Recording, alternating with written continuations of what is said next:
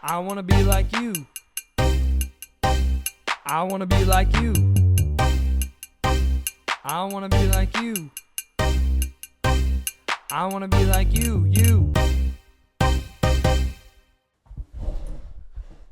It's a podcast day.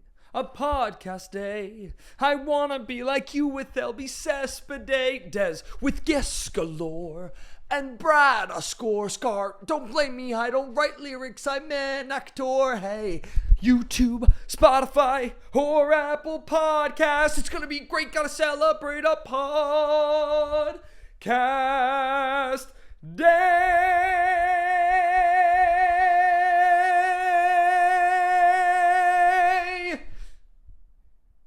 Where's the button?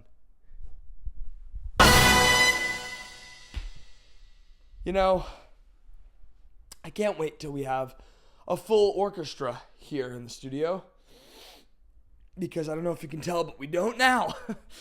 And one day we will, because I'm getting a little sick of doing these intros a cappella, you know? Who could possibly warrant a huge musical intro? You know, I might as well have backup dancers here. I'll tell you who. Brad Oscar. Okay? Brad Oscar is Broadway royalty. He's a veteran, currently starring in Wicked. All right? And that little show, Wicked. We'll see. Hopefully it won't be a flop. He also he was Tony nominated for the original cast of Something Rotten, as well as the original cast of The Producers, working with Mel Brooks. I mean, he talks about his history with Angela Lansbury when he was a kid. It is such a fascinating episode with a true Broadway veteran. He has seen and done so much. Mrs. Doubtfire is a show that I saw him in right as the pandemic, one of the first shows that came back after the pandemic. I mean, he is just a Broadway superstar, Broadway veteran. We are so lucky. I say it every week about our guests, but we really have been so lucky to have such great guests, and Brad is no different. I'm so excited for everyone to see this episode, because we've been holding it for a little longer than we hold our normal episodes. So it's really exciting that it finally gets to come out, and I think everyone's really going to just adore the episode. So without further ado, today I want to be like Brad Oscar. All right, welcome to another episode of I Want to Be Like You with Elbi Cespedes. Today I want to be like Brad Oscar. Brad, thank you so much. Thank you so much for being here, doing this, the whole nine. My pleasure. We start the podcast with the same question every time, and it is, who's your I Want to Be Like You when you were a kid? Angela Lansbury. Really? And I say that meaning, because I've had to explain this before, because I've been asked that question, and it's, you know, it's always tricky because we all have so many, right? Role models, aspirations, people that change our lives somehow or whatever. But what I mean by that is I got to see her on stage a lot when I was a kid. Oh, really? In a time called the 70s. And got to meet her early on as well, as a child, literally, because my folks, God bless, who, you know, had done some theater and knew how much I loved it, you know, would take us backstage. And anyway, she was always so gracious. So that combination of the work that she did on stage and then getting to actually meet her on several occasions was just so formative for me and meant so much to me, that was the idea of that, to be a performer who could do that on stage, you know, in musical theater specifically, because of course that's what I loved. And then the way she treated her fans in that way, the way she responded, at least to me, to my family, was really special, and taught me a lot. What did you see her in? Oh gosh, so I first saw her in, she toured in MAME. Yes. That's what I was thinking about. Yes, in 1972. You know, big stars used to take out their shows for the summer circuit in the round, like Westbury Music Fair. And cool. Where I grew up in DC, there was out the burbs, there was a place called Shady Grove Music Fair. So I saw Ray Walston and Gwen Verdon do Damn Yankees on stage in 1972. I think it might have been the same summer. I saw, Angela Lansbury in Mame. Now mind you, Mame opened in what, 66-ish, so it's not that long, Yeah. But anyway, they would tour their shows over the summer, make a buttload of money, and it was what a joy and what an honor for the country, right? Yeah. To be able to see these iconic performances, and then all these years later. So anyway, saw her in Mame. That was the first time, and the reason my parents said, asked, could we meet her? Could we go backstage, whatever? That was the summer of Bedknobs and Broomsticks, or the movie Bedknobs, the Disney film, which she starred in. Yes. So I was a huge fan, of course. So I knew her from that, and then seeing her on stage. So anyway, so blah, blah, blah. So we meet her then. Not more than 2 years later, she's back in D.C. With Gypsy, the first Broadway revival of Gypsy in 1974, I think, ish. Wow. And I see her do that twice, because I see her do it at the, can I say Kennedy Center? At the Kennedy Center. I saw her do it at the Kennedy Center. Yeah. Yes, I can say it and take back ownership of it. And then I saw her do it again. She was touring with it, like at Wolf Trap Music Fair, outdoor, summer theater, God bless. Wow. Then I saw her three times in Sweeney. Well, oh my God, but no, okay. You're kind of blowing my mind. Are you ready for this? That is Twice in Sweeney in New York, and then Sweeney Todd started its first national tour at the Kennedy Center, and we got into the Opera House for my parents knew the head usher of the Opera House, and so we got walked in. I saw Sweeney Todd once a week for its 5-week engagement at the Kennedy Center. Mind you, it's my be-all end-all. It's still my favorite show ever, and of course. So I saw her. Well, I mean, I saw her then, many times in Sweeney, and then a revival of Mame in '83 that did not do so well. Sure. Sadly, opened and closed at the Gershwin, actually, where I am right now with Wicked. Yeah. Yeah. Well, anyway, and also Sweeney was at the Gershwin. Sweeney was at the Gershwin. Yeah. Well, it was then called the Uris for those listening who know these things. Right. Yeah. And I should ask, because I think Angela Lansbury in Sweeney Todd is arguably like the best performance of all time. I mean, really. And what was she like when you met her backstage? Oh God, I mean, that's just it. She was always so gracious and so lovely.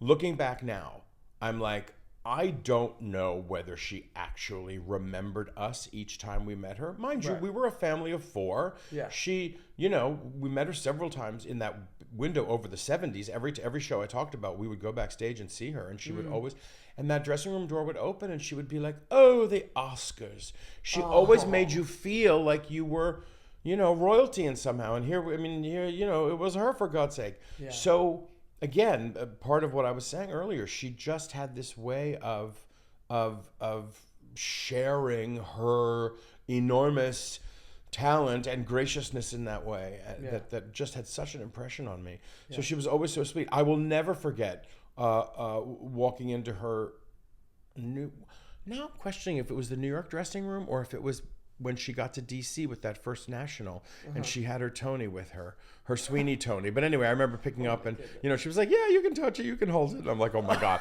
And here I am, a child. At this point, of course, I'm already like, 15, 16, whatever. Sure. So, I know that this is something I really want to do. Yeah. And, I'm holding a Tony for the first time. That is insane. That was crazy. But so where are you from originally? DC. You're from DC? Yeah. Born and raised in DC. And so, were your parents in the business? No, they were not in the business, but they loved theater. My mother's folks in particular loved theater, went to the theater. My grandfather actually grew up here in New York City in the 1910s and 20s and 30s and loved the theater, and so saw a lot of theater here in the city, and then relocated to DC, and DC was always a great theater town as far as stuff that tried out before it came to New York and stuff. So my parents passed on their love of theater. They'd done some community theater as well. And that's really interesting. What was your first Broadway show? Like, did you come to New York often? The first Broadway show that I saw was on the 20th Century at the St. James Theater, which is a very special theater for me as well. But right, of course. But the original production of On the 20th Century. Oh wow, I love that show. Oh, I really do love that show. I feel like it's very underrated. Yeah. So you talked about Angela Lansbury, but what sparked your interest in theater? Like, was it Angela, or was there in terms of doing theater? I guess because it was because I was introduced to it at an early all these age, avenues, I guess. Yeah, just because my folks, would take me to see stuff. There is a wonderful company called Adventure Theater outside of DC that does theater for children that's still, all these years later, is in existence. And so I saw a lot of stuff there, and then ended up doing some shows there as well when I was a kid. And so, it was just always something I took to. I can't tell, listening to cast albums, because again, the music that's on in the house. And so my parents, as well as, my God, I got a really good musical education from my folks, because not only 60s and 70s pop and R&B, moving into disco, which I still think is terribly underappreciated all these years later. But anyway, and of course, cast albums. Yeah. So yes, so I, these scores were the soundtrack of my childhood. And when when you're, my gosh, when you're 6 years, 7, 8 years old, and you're hearing, Promises, and then you're hearing Company, and then you're hearing Follies, and then you're hearing, these, that's such a part of my DNA. Because, and in a way, that's like peak musical theater. Yeah, I mean, right? It really sort of is, in a way. I mean, it sort of is. It's, we all have our perspective because we all have our journey. And but I look back and I think, wow, I came of age in that way, and I was able to then, I'd go to the library, and then I'd check out all the albums of shows and I'd introduce myself to shows from the 50s and 60s. Golden Age stuff, yeah. Exactly, all the stuff that, that I didn't know, because I knew, again, my folks, we had a lot of those albums. Yeah. But yeah, it was just always a part of, I feel like it was just always something that, that I loved, and I put on, and I danced around in the basement, and, and then started doing shows in, in school, and sort of at Adventure Theater, as I talked about. Yeah. So did you, when you're around 16, you said this is something that you already knew that you really wanted to do. What was your, in terms of college stuff, like what, did you go through the college audition route? What was that like back then? I did. At the time when I was looking to go, and I wanted to, study theater, acting, perhaps musical theater. I wasn't exactly sure when I started, applying to schools, because there were a lot of different programs. But at that point, there was something called the League of Professional Theater Training Schools, which was a big umbrella under which Boston University, where I did eventually end up going, NYU, Carnegie Mellon, Juilliard, SMU, Yale Drama, all what were considered some of the best theater training schools in the country. Right. Were part of the League of Professional Theater Training Schools. And the League had its own set, I guess, of rules or way things should be run. But one of the biggest things about that was that at the end of your senior year, all of the League schools would come to New York. It's barbaric. It's horrible. It doesn't happen anymore. Thank God. All of the League schools would come to New York on the same weekend and do a massive showcase, basically. Wow. Ours was at Juilliard that year, which seemed unfair. They had home field advantage, right? But so all of these schools, you would do, my senior graduating class from Boston University of 18 of us did an hour-long presentation of, bits and pieces, monologues, little bits of songs. And it was basically a show. And the audience was filled with agents and casting directors and perspective. Oh my goodness. It was sort of barbaric. Now, shows do their showcases now. The same thing, right? I mean, schools rather. Yeah. They come to New York now. There's no umbrella. There's no league. So schools do, their own thing in different places, and it's great. This was so stressful. Then lists would go up. Lists of who wanted to see who. What agent was interested in it. And it became, and when I tell you that I got absolutely no... I think maybe one or two, maybe a casting director wanted my picture, but I mean, I'm telling you, that League audition did absolutely nothing for me, and was a little depressing at the time, of course, because, many of your fellow, classmates who, look, I was a young character actor. I knew my time was coming.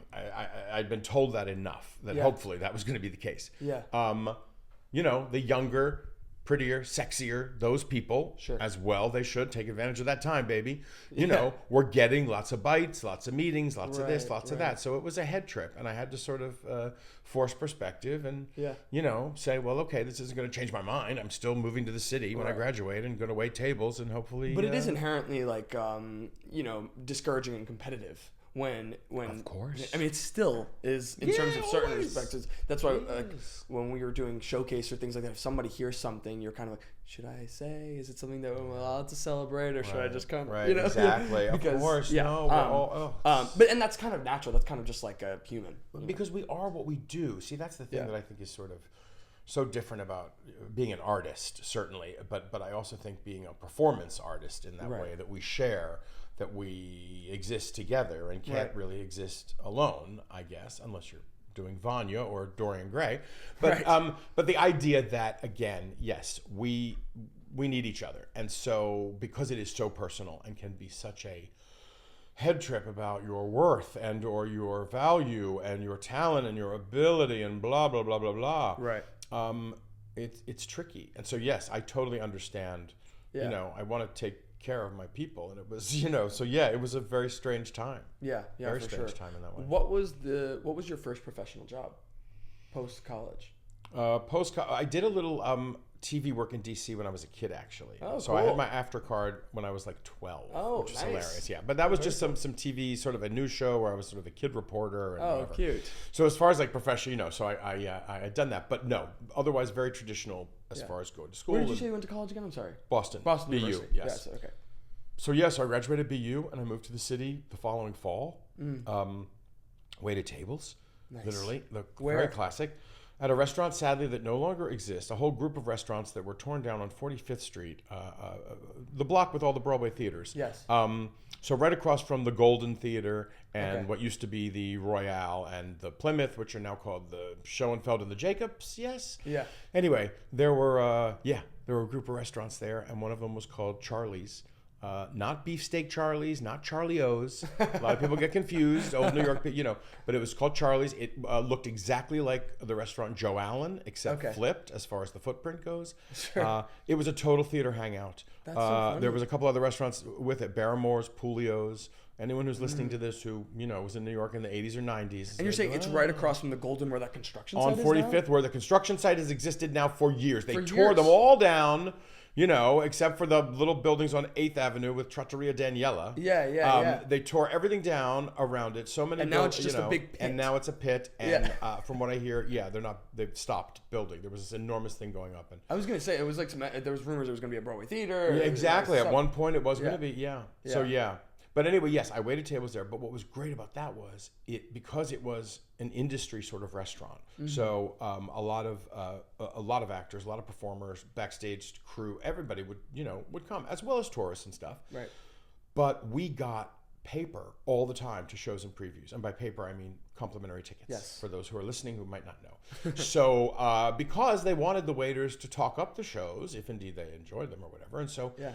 so I would see so many shows for free, in previews, because I was amazing. working at Charlie's, and that was a wonderful, because I always say going to the theater, seeing stuff, not just theater, but what is part of your education. Right. You need to be a disciplined viewer. You need to, that's Yeah. got to be a part of, right?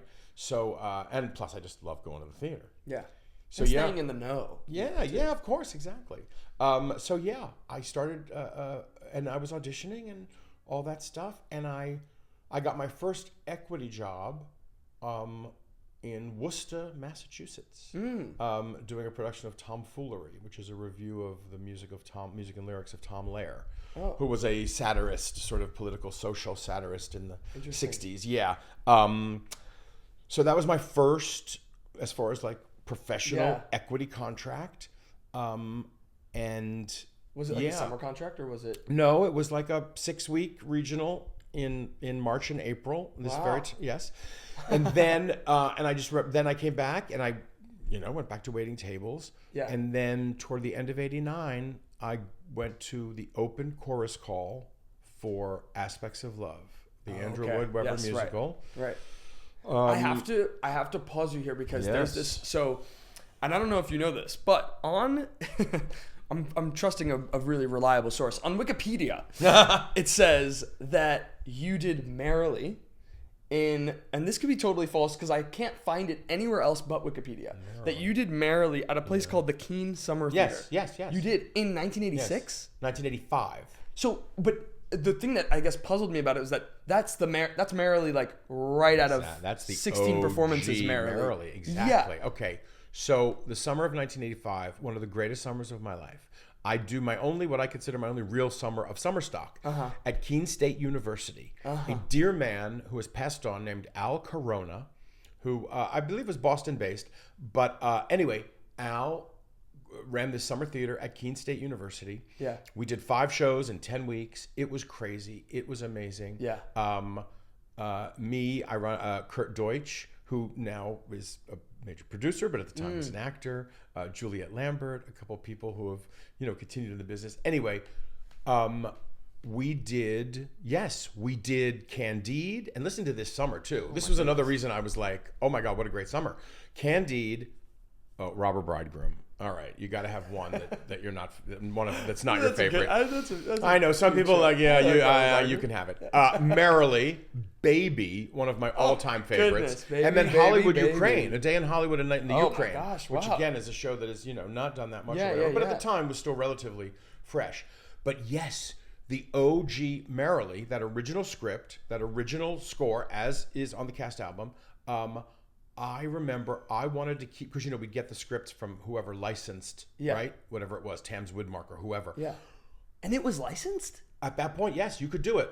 Oh, I'd seen it at Emerson. Emerson College did it when I was still like in 84. Emerson did it right away. Emerson did it very soon. Well, remember, it's 81 Broadway, so this is still a couple years later. No, Emerson did a production that was terrific, if I recall. And me and my whole gang at BU went to see it because we were so excited because we loved Merrily. Wow. I mean, when Merrily comes out your senior year of high school, think about listening to that cast album when you're graduating high school. And then, of course, once you listen to it, you never stop listening to it. So I introduce it to several friends when I get to college in September of that year of 82. Right. Anyway, blah, blah, blah. But when we did... So anyway, I just want to say that I was almost going to forfeit, I guess, whatever my final paycheck or sat would have been at Keene, which was minimal anyway, because I wanted to keep that Merrily script so bad. But, you have to erase all the markings and hand it back, right? Or they get penalized, whatever. So eventually, I had to cough it up. But I wanted to keep it because I don't know, there was something about it, exactly. And of course, so contrary to popular belief, Merrily before that was still liked by some. Oh yeah, you know what I mean? And done. It just feels, I guess in my head it felt like one of those things that came to Broadway and then we're gonna pretend like it never existed until the 90s. Yeah, that's kind of. But no, I didn't even realize it was licensed. Yeah. Who did you play? I played Joe Josephson. Oh my goodness! Wow. Well, ironically, and we didn't talk about that, but on the way to where I got. The original production was my first Broadway audition. My dad, you've seen the movie, The Best Worst Thing That Ever Happened? I'm not in the movie, but I'm in the movie. I'm at that cattle call at the Minskoff. No I'm at that cattle call at the Minskoff. You remember the part, right? Right. It was ridiculous. The number of, and my because dad. Because he wanted really young people. I mean, exactly. So, and we drove up from D.C. Yeah. And my dad, God bless him, went to the moderator at some point later in the day and said, look, we have to go back to DC. We drove up literally for the day because I obviously wasn't going to get seen. And mind you, seen, my God, they were lining people up and, basically just pointing and saying, yes, yes, no, no, no, whatever. Because at that point, they were just typing you in or out. It wasn't even like you were having a proper audition. Right. So I did get seen at that point, but did not get typed in or whatever the case is. Okay. Sure. So we go home. 2 weeks later, Sweeney Todd opens its first national tour at the Kennedy Center. Wow. We go on the first night. We are actually down the hall at the Eisenhower. This is such minutia. I hope people aren't. No, but this is the point of this podcast. All right. So we are down the hall at the Eisenhower Theater seeing the pre-Broadway tryout of a play called Lunch Hour with Gilda Radner and Sam Waterston. Oh my God. And Sweeney Todd is starting its first preview at the Opera House. I'm very upset that we're seeing Lunch Hour because I'd much rather be seeing Sweeney for the umpteenth time. But I know I'm going to see Sweeney tomorrow night, okay? Right. But it's the first night. So Lunch Hour gets out. We run down the hall. We see the last 20 minutes of Sweeney. We go backstage because, as I said, we would go back and she would see us. Yeah. Angela. We go downstairs to the dressing room area at the Opera House. Yeah. The elevator doors open. Yeah. And there's everybody. And by everybody, I mean there's Steve Sondheim, there's Hal Prince, there's Paul Gemignani. And it's the first night of the tour. So literally it's the first time they've done it in front of an audience, and they're going to make their fixes and make sure it looks like they want it to look. And they're all there. So I'm dying. My whole family's dying because everybody, we're a theater family in that way. And so I get the chutzpah and the balls to walk over and just say, hey, oh my God, whatever I said. It's nice to meet you. I said, I just want to let you know, I just had a wonderful experience. I went up for the open call for Merrily. It was so exciting. I just want to wish you all the best with it. Whatever I said. Good for you. A week later, I'm out. I think I'm seeing the movie Ordinary People. The things you remember. I'm seeing the movie Ordinary People at the White Flint Mall. And I get home, and my grandfather, who lived with us, has a message from Joanna Merlin, the casting director. Oh, yeah, of course, yeah. Yes, Joanna was the major casting director for all those wonderful shows, those Sondheim and Prince shows. And it's a call from Joanna Merlin that they would like to see me. Because based on that little interaction I had with Hal and Steve, they were like, hey, let's have this kid. And mind you, see me means come up and sing 16 bars or whatever. That's a lesson in and of itself. Oh my God. I mean, yeah, please. Exactly. You think about where did I get the balls or whatever, and then the way things can play out. Yeah. So and that led to, we drove up. I had an actual, specific time and place, which was good. And I literally sang, I sang, today is for Amy. No. I did incredible. Indeed. Oh my for gosh. Paul Gemignani and Joanna Merlin behind the table. We're both very lovely. And you know what? And it was great. To this day, I so respect. Paul was like, he basically said something to the effect of, lovely, you obviously have talent and ability, keep studying. So I knew when I left the room that I wasn't moving on as far as the end of the road, but it was such a lovely piece of encouragement, and it felt good. And it's funny, I think of it obviously as such an amazing and positive experience. I don't remember at the time being like devastated or of course this is our dream, and everybody dreams of, oh my God, and could I be making my Broadway debut at at the age of 16, 17, but it was such a special and unique experience just to be and then my God, the fact that then the show and then we did see the show. We saw Merrily. I saw Merrily at the Alvin, which of course is now the Neil Simon. Yes, right. The second Saturday. I mean, it ran for 2 weeks, so we saw the Saturday night in the middle of its 2 week run. Merrily. Yeah, I saw the original Merrily. Did you walk out of it liking it? No, I remember walking out of it being confused and upset, and not in a way that I'm not talking critically. Yeah. I think I was overwhelmed first of all because it meant whatever it was going to be special because I had some connection to it in that way. Yes. So I remember being overwhelmed at actually seeing it and hearing some of it, and but I also remember thinking, wow, that that didn't really work, or that was very confusing in ways, and Sure. Yeah, no, I to your point, I think that the most recent production, we spent the big bucks on it. I was like, you know what, we're doing it. Yeah, we're just doing it. I we know, have so to do did it. we. This feels like such a historical moment. Exactly. And I loved it, and Groff was everything, and Daniel was great, and it was a special. Yeah. That production is a very special production. We weren't even sitting together. I think I was sitting in front of them, and I'm just sitting there sobbing at growing up, and I'm like, oh my gosh, I can't even believe I'm watching this right now on a Broadway stage. Okay, so I'm really glad I asked about this. Sometimes Wikipedia can be right. That's so funny that it's on Wikipedia. Yeah, but it's nowhere else. I can't. Because but it's just funny, and I was like, how could really this production? I didn't realize how.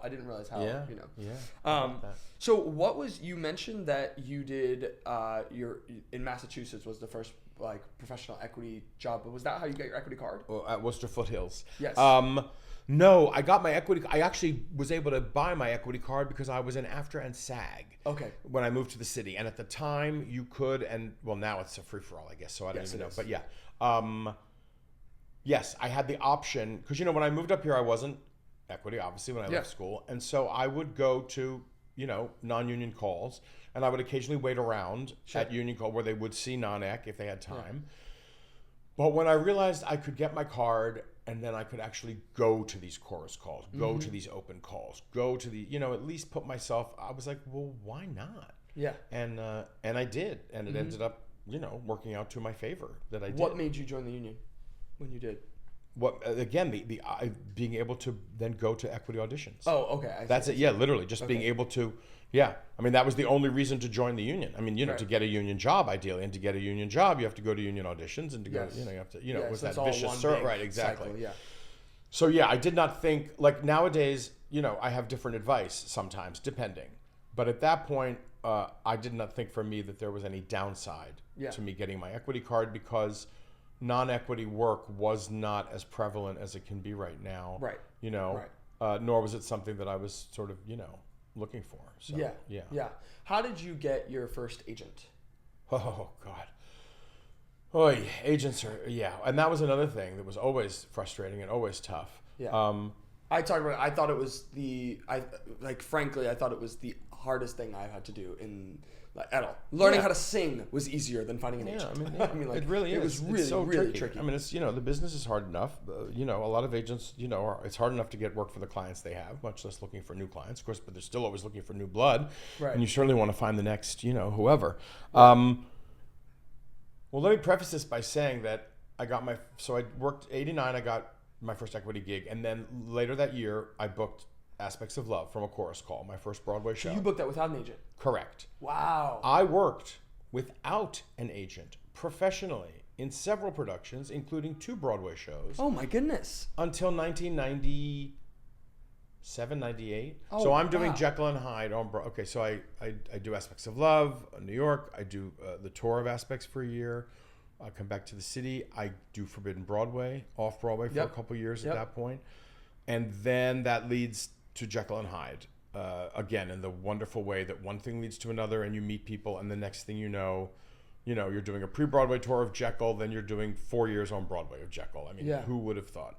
So anyway, so by the time Jekyll got to Broadway, I still had no representation. I was maybe freelancing at one point with someone, but it just wasn't, it wasn't what I wanted or needed. That's kind of remarkable. But I was working. Yeah, exactly.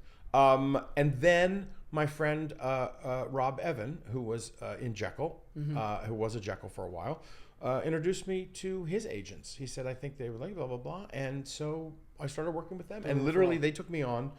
I was in the ensemble of Jekyll. Yeah. And they took me on. And so that is sort of how it... Who was the agent? It was a small agency called LTA at the time. I don't believe that they're in existence anymore. But wow.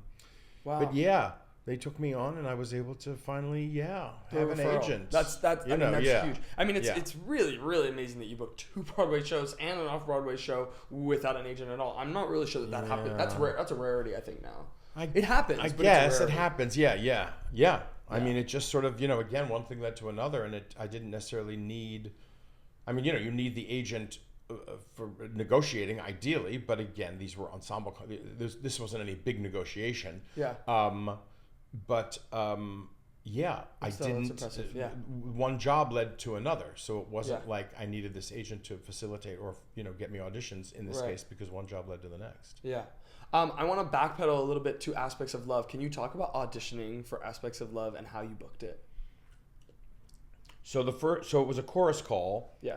So I assume I went in the first time and sang, 16 bars or whatever it was. I don't exactly remember the first. And then, back in the day, you had an answering service, right? Because let's remember, kids, this is 1989. Nobody has a cell phone. You barely have an answering machine. Yeah. But I did have an answering machine. But anyway, so I had an answering service, as many people did. Yeah. And that was the number on your resume, because that way, agents, whoever could call, leave a message, and that was how they got in touch with you. Right. Most likely, as well as maybe your home phone, but again, keeping it professional. So Bells Are Ringing was the name of the service, I'm sure. Again, I'm sure there are people out there who are like, oh my God, bells are ringing. That was the name of the service. It was people great. Who knew bells are ringing. Bells are ringing. Yeah. That was the name of the service. So anyway. That's funny. Well, I am, I'm up, a dear friend of mine said we need someone in this production of Annie up in like Westerly, Rhode Island. It was Thanksgiving. I ran up there to help them out. It was literally it was just for a couple of weeks. Yeah. And I remember thinking, I should check my service, because I wasn't diligent about checking or whatever. I checked my service, and there's a second like 2 messages from Johnson Liff Casting. Oh my goodness. And yeah, and the second one is sort of like, where are you? What's going on? And I get this message, and it's either late at night on a weekend, or I just know that there's another day or two before I can do anything about it. And I'm flipping out because I think, oh my God, I maybe just screwed myself out of a job because I don't know what the timetable is. I don't know exactly what's going on. Yeah. Oh, well, mercifully, I got back to them as soon as I could, and indeed they wanted to see me again. So for ensemble cover kind of thing, I ended up as a swing, basically. Well, good thing you checked. Yeah. Oh my God, please. I'm so glad. Yeah. I mean, please, to this day, I'm like, wow, everything, because I saw it all falling apart in my head. Anyway, everything relied on that answering machine. And for the callback, they wanted me to sing, and at that point, what was I singing? I don't know if I was singing Material. Sarah Lee, the Candor and Ebb song. Yeah, I'm trying to think what I was singing. But anyway, and they wanted a monologue. Oh. Which is, not that, it's so funny in school, we work on stuff like that. And but even in the real world, you rarely have to go into a monologue. Sure. I can count on one hand, this being one of them. Or I've had to prepare anything other than a song of my choice or scenes from what you're auditioning for. Right. Rarely do they say, oh, just come in and do a monologue. Yeah. But I happened to have this fabulous monologue in my back pocket because I had done a reading of a new play that I don't know if it ever got produced when I moved to the city, and it was just a really funny piece, and that's what I did. And I remember Trevor Nunn, the director, laughing and just loving it, and I was like, well, once again, you're like, well, that's good, and yeah. And this was right before the Christmas holiday. So I knew, again, you're like, oh, well, everyone's going to probably go away. I'm probably not going to hear anything. And I remember I was working at Charlie's. I think Charlie's had become Sam's. It did change ownership. But anyway, I'm working, and it's New Year's Eve, 89 into 90, and I'm working because shows would do, New Year's Eve at that point. No one does New Year's Eve anymore because who wants to be in Midtown? Yeah. But at that point, it was a big night of theater, actually. And and I remember, being there and working, and one of the waiters says, so what's your hope for the new year or whatever? And I'm like, well, I hope I'm on Broadway. And 2 days later, I'm on Broadway. I got the call. Yeah, I did. Yeah. And oh my gosh, that's so funny. Yes, and I booked it. And I was. So did you walk out of there thinking like, I think I got that? I don't know. I mean, I walked out of there thinking it went well. I mean, I know enough now. I don't know what I knew then. Sure. I know enough now to know that there are so many variables that even if you nail something, it doesn't always add up and has nothing to do with you. Yeah. So certainly I was pleased, and certainly you like to know it went well. But no, I can't say I walked out, thinking, oh, this is mine. Because I hadn't booked, again, I'm I hadn't done any, this is like this would be my second professional gig. This is, right. So as far as that confidence level, no, that didn't exist necessarily. But yeah. So this is your first Broadway show. This is a huge deal. Huge. And it's Andrew Lloyd Webber. And it's exactly. It's like what is that? I mean, this sounds silly, and kind of cliche, but like, what does that mean to you? What is that? I mean, like. Well, I mean, at that point, man, the English juggernaut of that whole Phantom, Les Mis, late 80s into 90s. Like, I mean, they are they're the king of the hill. Yeah. So I'm in a room with Trevor Nunn, who was at that point, my God, I mean, not just musical. He had directed that original production of Nicholas Nickleby and the things that he had done. And of course, Sir Andrew, who actually wasn't very present for a lot of the rehearsals because the show had been done already in London. So they were basically and it was the same 4 principals. Okay. So in many ways, it was a very similar production, exactly, except for the ensemble and stuff. But I do remember, being in a room with a lot of people because Trevor cast a lot of people that he had used before. People who they were people who had done Les Mis, either the original production, the First National. Several people who had been in the Broadway production of Chess, who he felt like he owed something to, which he did, and so they were there. So it was a room full of really qualified, talented. I mean, again, and it's always been that way. Since working in this profession, you know, I'm always so grateful and so astounded to be in a room full of pros when most everybody is there for the same reason and working for the same goal and respecting each other and all that stuff. And so yes, this was one of the first times that I remember being in a room that I was like, wow, this is a group of pros. These are a group of people. And it was, believe me, it was scary. And we spent the first couple of days, because you know the Brits love to play and talk and explore. So we spent the first couple of days doing some acting exercises and, you know, which was wonderful, but was like, oh my God. I mean, here I was. It was great actually, because as a swing, you know, you're often not involved in that initial process, because they're putting it up and you're watching and trying to learn everything you can by, you know, and in this case, everybody was in the sandbox from the start, which was great. I remember like the first day or two, you know, I'm doing something with Michael Ball, who was the star of the show, and you know, was a pretty big star over in London at the time, and has continued. God bless him. But yeah, it was I mean, it was thrilling. It was thrilling. I was going to rehearse.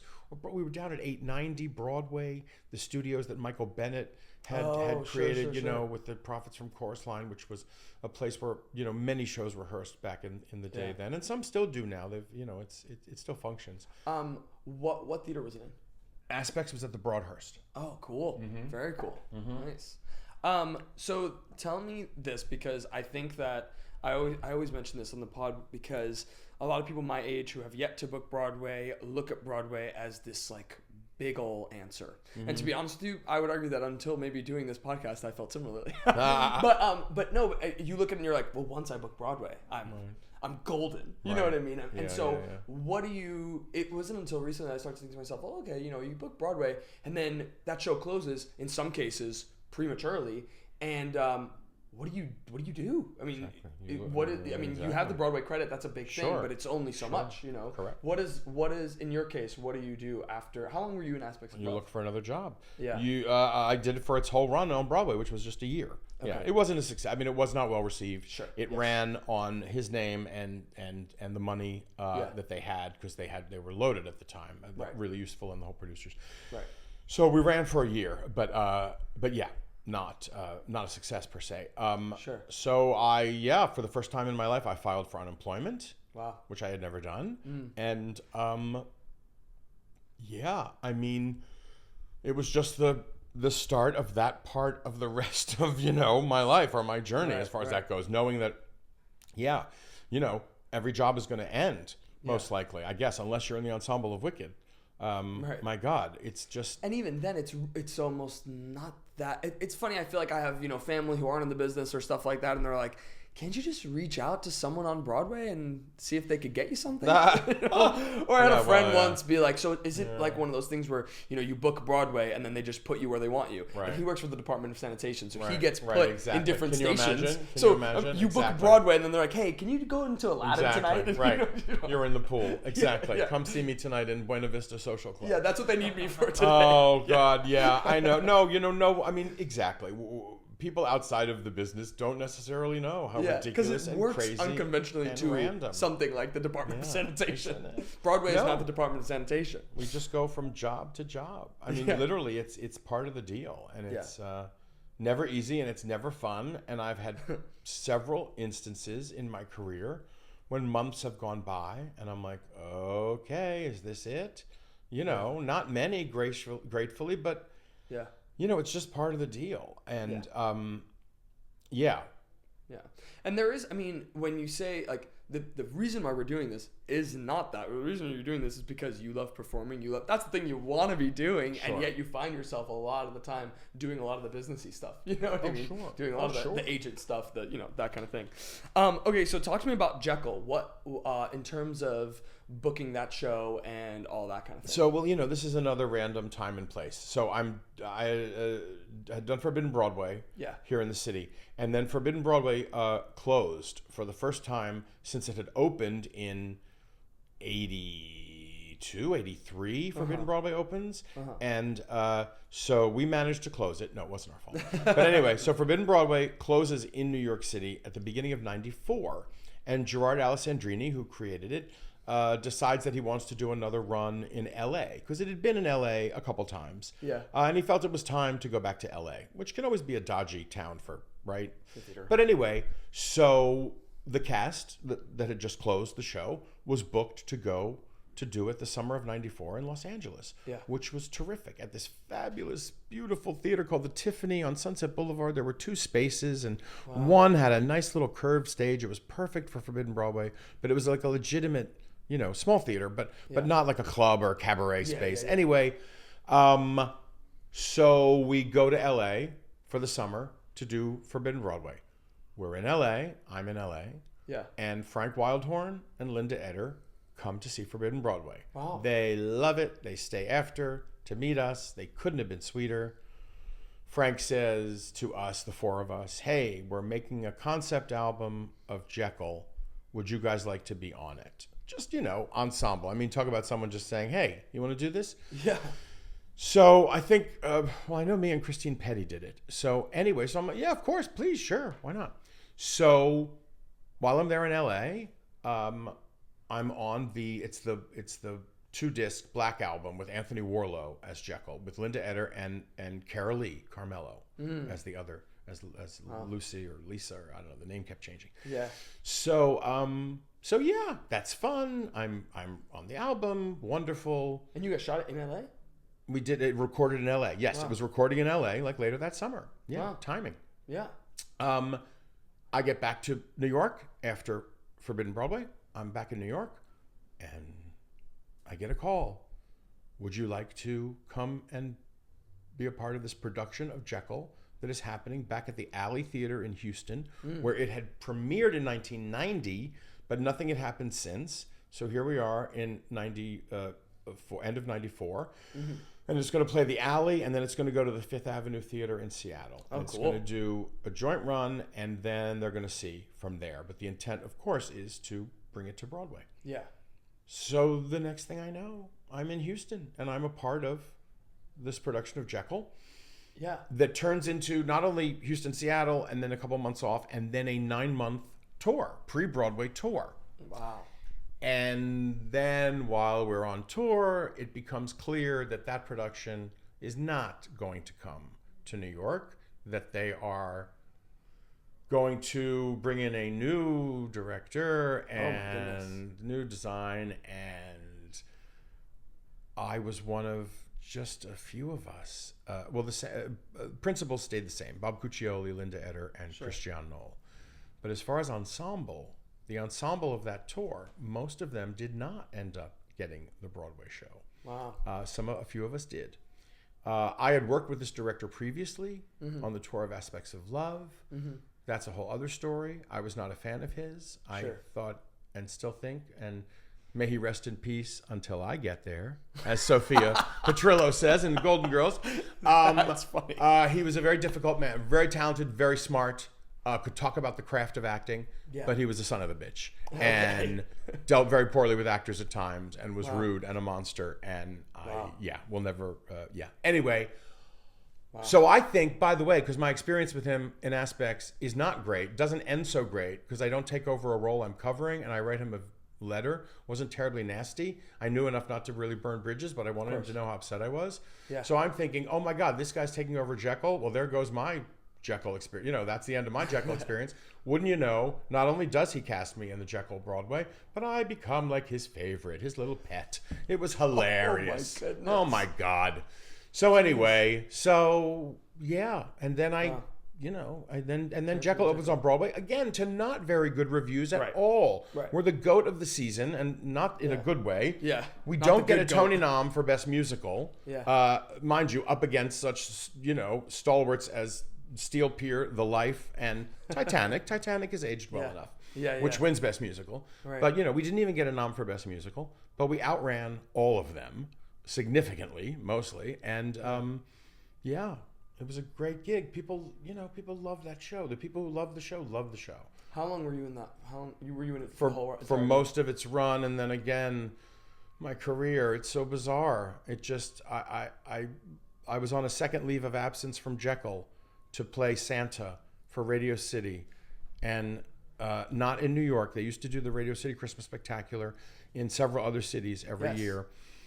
So this year, my second go round, I was in Branson, Missouri. Oh my gosh. And I'm on a leave from Jekyll. Yeah. And I get a call that they're looking for a standby for the role of Max Bialystock in The Producers. Oh, incredible. So that all happens. And then, and literally, then I get where Jekyll's going to close. And so I'm like, well, all right, just kismet. time to move on. And then everything happened with The Producers. So incredible. Just crazy. Yeah. Incredible. So now we're at The Producers. Talk to me about your audition experience for The Producers. So I'm in Branson, and they want to see me on Monday, literally just as a standby for the role of Max. Yeah. So so I'm preparing the sides, and then they said, oh, and prepare Franz as well, just for the hell of it. Yeah. So I, on my own dime, figuring, well, this will be the best $1,000 I ever spent, or a good tax write-off. But at least I'm going to get in the room here. That's true. So I fly back literally on my day off to audition. And yeah, I sang my own song, whatever that would have been at the time, and read the sides. My God, I really prepared. I remember I ran to a grocery store in Brant, and I was able to rent the original film because I sort of knew it, but I didn't know it that well. Yeah. I grew up in a household where I would hear my parents and their friends say Bialystock and Bloom, Bialystock and Bloom, but I had no idea what that meant. Yes. Excuse me. So I rented the film so I would at least have a stronger sense of what it was. Yeah. And I get on the plane the next morning to fly back to Branson, and I'm literally in the plane bathroom before we took off, and my cell phone rings, because at that point we did have cell phones, and it's my agent, and he's like, "You booked it." Oh my gosh. And I'm like, "Oh my God." And so then the great thing was, I'm working for Radio City, which is under the Madison Square Garden umbrella. Susan Stroman is annually putting up the Christmas Carol musical there. So Stro says to whoever's in charge of Christmas, I need your Santa from Branson. And they made it all work because I was under contract. I had a contract with the Christmas show through into the new year. I think we were doing it was going to be Branson and then like Cincinnati or something. Wow. So, yeah, again, the magic of all of that being able to happen, because literally, 2 weeks later, I was in the room. I was the last person to be cast. They were just looking for a standby. That's Mind you, 2 weeks later, I'm in the room, first day of rehearsal, Producers Broadway. I'm not just covering Max. I'm not just covering Franz. I'm also covering Roger Debris and all of the character men in the ensemble. So I am now a swing. Once again, as with my first Broadway gig in Aspects. And I'm fine with that, except that I'm flipping out because this is a big musical. Yeah. This is a Susan Stroman show, and I know what that means. And I'm in rehearsals, and I'm seeing what I'm going to have to retain. Yeah. And all of these different tracks and all of this choreography. And I went to Duane Reade and I stocked up on everything that had anything to do with your mind and retention. Ginkgo biloba.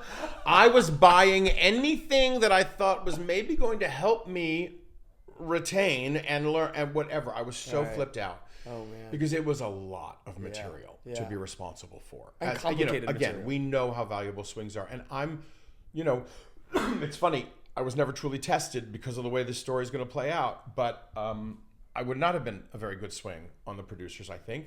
And once again, we know it's the hardest job on Broadway. Yeah. And a good swing is, the swings are some of the most talented people working on the street. Right. Because they can, as we know. We talk a lot about, because we've had a couple of swings on the show, and we talk a lot about swings who were swings in Hamilton or swings in Bronxville and stuff like that. And our friends Brittany and Phil, and I always talk about how swing is the hardest thing, and also that now there's been this, especially in the last couple of years, this like appreciation for them. But I also say but they've been around much longer than the last couple of years. Can you talk to me in terms of swing life, what the level of appreciation was for the job?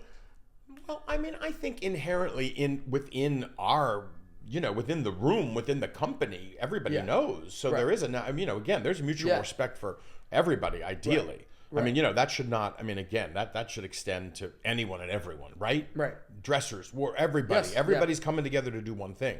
Right. Yes, these swings, my God, they are there and save the show in innumerable ways in that respect. Right. So I never felt that there was a disregard or not, or some, not an acknowledgement of it. I think that what happened, obviously, during the pandemic and just the reality of what showbiz is that people have been made aware of the fragility of what we do and how we're just human beings, and we can't just go out there and wind up and do 8 a week sometimes. So it's great that maybe people are more aware of and more accepting of. And subsequently, post-pandemic, the job has become even harder. Like, especially in that 2021, 2022 period where people were getting COVID and then out of the show in a heartbeat. Swings were going in more often, or things like that. So I think that's a big part of it too. So with all that tracking in the producers, how did it wound up that you were Franz? So we go to Chicago. Yeah. And we're in Chicago, and the actor playing Franz is having a knee issue and decides, with the advice of the doctor, to have surgery right away, because he will then be fine for the end of the run in Chicago and then to open up in New York. So this happens like 3 or 4 days before our first preview in Chicago. So mind you, we have not been in front of an audience yet. So I am in as Franz then, because he's out, right? So I'm Franz. So I have these 3 days of final tech and dress to get acclimated and work with Nathan and Matthew on this ridiculous hop clop number that went on twice as long in Chicago.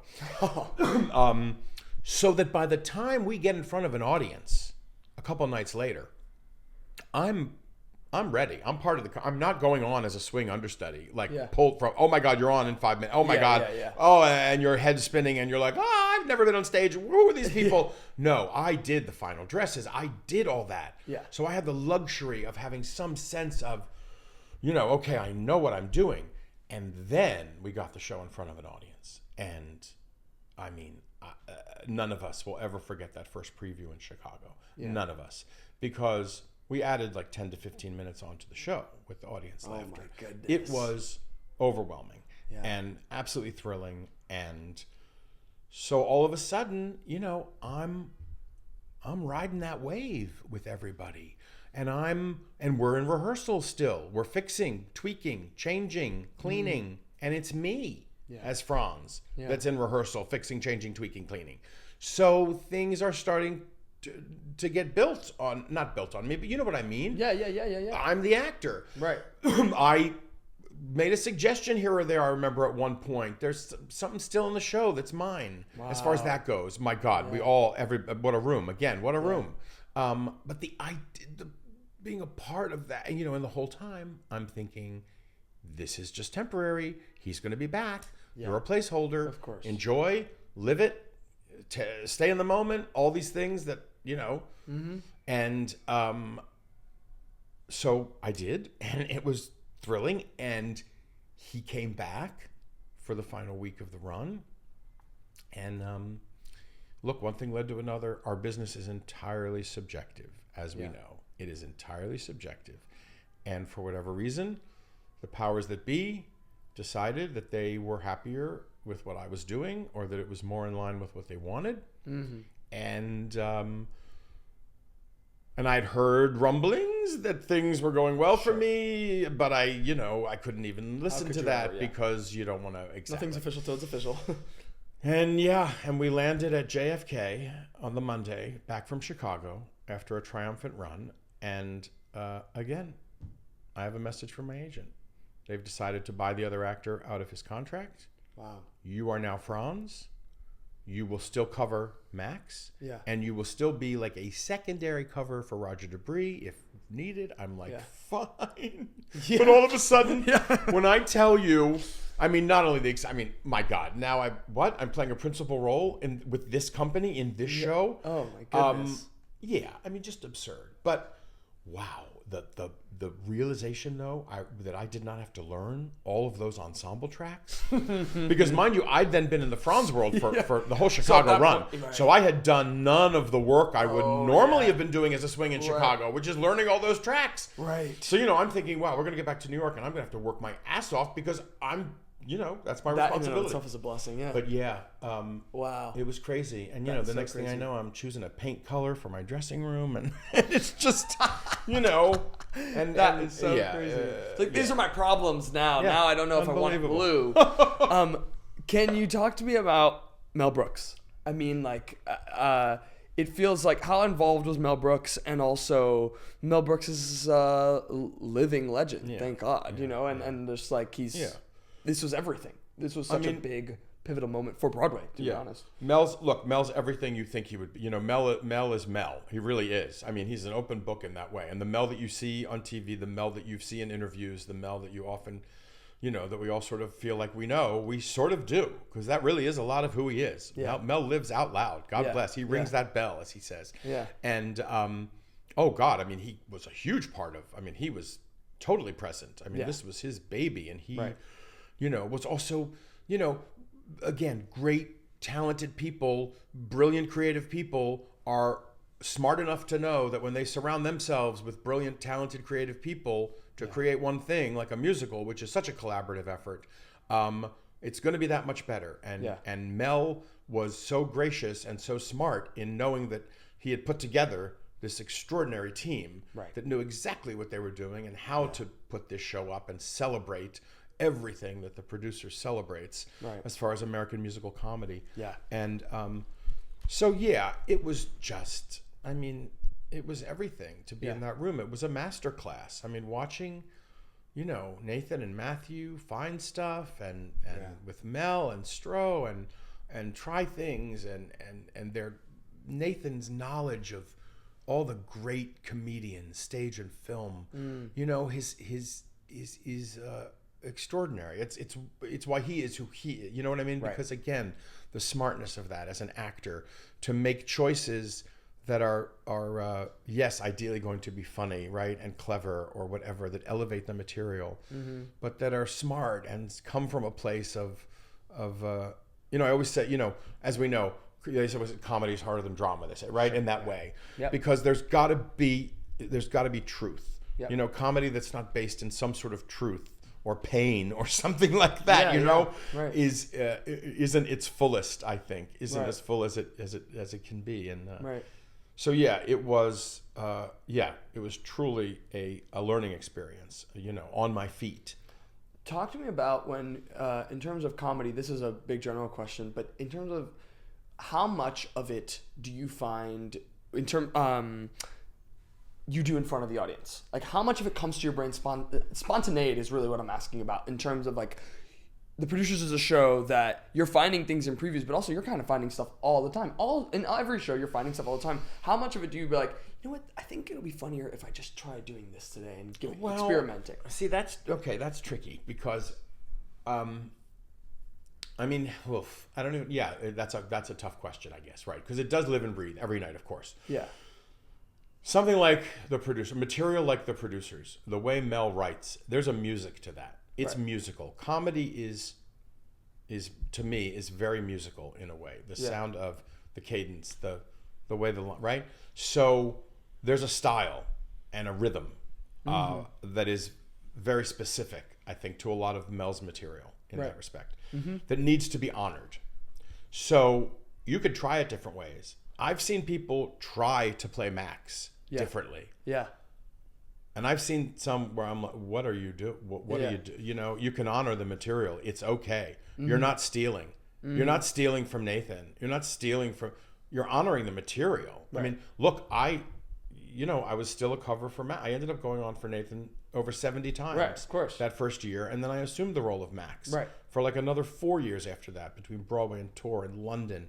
Yeah. So I got to really live that and understand what it means to keep it fresh, alive, funny, yes, but honor the material and you don't have to make improvements. You don't have to make it better. It's pretty damn good. You know what I mean? So honor that. Now fill it and keep it clean, and sure, bring some spontaneity. I mean, of course it's live theater. And a show like that, things are going to happen. You're going to play off of that. Yeah. I'm not saying you're in some sort of jail. Right. But I am saying that it's not to me anyway, my sense of what this is. When I took over the role of Max, it was not my responsibility to make it better or like make it my own. It was I brought myself to, of course it's going to be mine. I'm doing it. Yes. You know, actors who have this issue with like, oh, I don't want to do what he was doing. And then they play against that. And then what are you doing? Yeah. You're not doing the show anymore. You know what I mean? Yeah. Of course it's going to be me. If I remind people of Nathan, if I sound like him at times, guess what? That's my lot in life. It always has been. Yeah. I accept that. I embrace that because what am I going to do? Rail against it? It served me very well in that way. Right. And I still feel like I can have a strong sense of self and do what I do and still remind people of a certain, you know what I mean? Or whatever. Yes. I'm and honored. Make it your own. Please. We should all have such, come on. He's a master. So I learned the role of Max by watching what Nathan did. I learned what true timing as far as for the piece and all that stuff. So yeah, it's a tricky thing, comedy, as we know. Mm-hmm. And but yeah, I think at the end of the day, you always have to honor the material and make sure that. I also think that it's got to be clean. You know, comedy that's not sharp and specific can get fuzzy and muddy. Yeah. And and these are just, things I've learned over the years. That's just it too. Like you never stop learning. When I worked with, thank God, I finally had the opportunity to work with Jerry Zaks on Doubtfire. Right. And like I said, Jerry, I only wish I'd worked with you 30 years ago. I would have been such a better performer over these last 30 years. Because, I mean, the things just, that I learned from Jerry, the biggest thing, it's amazing to me, the power of stillness. Yeah. Especially in comedy, again, because where's the eye going to go for the audience? Again, this is in film, right? The director tells you where to look in film. On stage, there's not. So anyway, yes, all the things that I feel like I've learned over the years to try to just clarify, I guess, what I do, make it as sharp and as good and as clean as it can be, and all that stuff. Right. Yeah. Then in that same vein, talk to me about the producer's film adaptation, and in that same, like you're talking about adjusting comedy. That's a big show that does rely on the audience. So how does that then change? You mean the musical film, the film that? Yes. Yeah. Well, I mean, look, the good thing about the film, I mean, here you're asking me, because me and Katie Huffman, of course, got replaced by big Hollywood stars, and everybody else got to do their part. But hey, it's okay. I got a lovely letter from Will Ferrell. Anyway, what I like about the movie is that in many ways it is an accurate representation of the stage show. I know the movie wasn't well received at the time. Sure. I think history will prove much kinder to it because, again, we have a great representation of what that show was on stage with Nathan and Matthew and dear Gary Beach, may he rest in peace, and Roger Bart giving extraordinary performances. Right. I wish I had been more a part of it. Sure. Now, ironically, while they're shooting the movie, and I'm in it briefly as a cab driver. Yes. Mostly I was in London playing Max on the West End. Okay. So. I was like, okay, I'm not in the movie, but I'm starring in the West End and the producers. What is my life? Right. I never ever thought that would be part of my. So What was the reception like in London? Were there adjustments made for different senses of humor? No, not really. No, they pretty much loved it. Yeah. No, they're good with big body. The English have a strong their sense of comedy is pretty strong. The Mel Brooks fits. Yeah, it just sort of. It slides in there with their Benny Hill and their Monty Python, and you know what I mean. There's a similarity. They're all sort of sisters in the name of love, if you will. But no, London audiences loved the show. Yeah, loved the show. You also got your first Tony nom doing the producers. Yeah. And talk to me about what that meant to you and what a big deal that was. Again, the show in general was just like. Yeah. Is it still the most nominated? I believe so. I think it's like one above or Hamilton. most wins, tied for noms. Yes. Right? With Hamilton? Yeah. But most wins, correct. I mean, look, as we've talked about here, you have to, I mean, this is like a 2-month window or 3-month window where I go from being, you know, a swing on an out-of-town tryout of a Broadway musical to being, you know, Tony nominated in the biggest hit to hit Broadway in a decade or more. If not more, yeah. I mean, very heady, very crazy, quite wonderful. Tried to, you know, stay in the moment. I'd had enough therapy up to that point to know that that's one of the most important things present. you can take through life. Stay in the moment.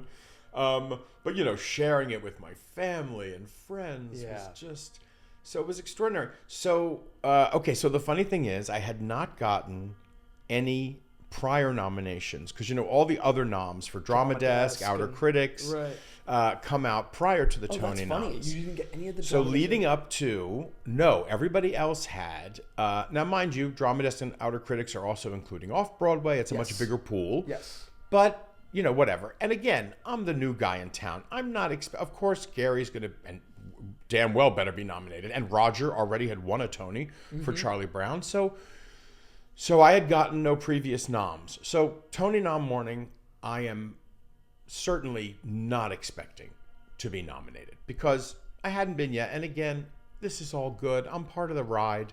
You know, it was the full Monty year. You had all those guys who were just, my God, what a cast, right? Yeah. So yeah, but I'll never forget it. Waking up, turning on New York 1, because at that point they broadcast the noms live on New York 1 on a Tuesday morning at the Crack or whatever. Yeah. And and I was last because just alphabetically my name was the fifth nominee. Yeah.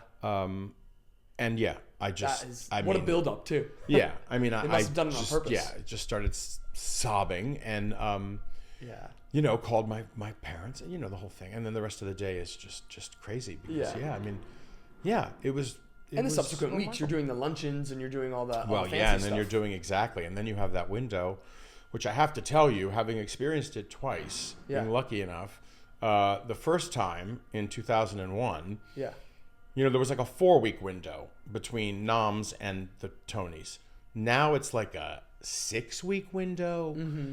And with social media, the change, of course, in social media. We were talking about this with Michelle. I was going to ask you about this. And I'm not even talking now. My last nom was 10 years ago with Something Rotten. Yeah. But even then in 2015, oh my God, it not only the 2-week extension of that window, but the events that happened, you know, so much more.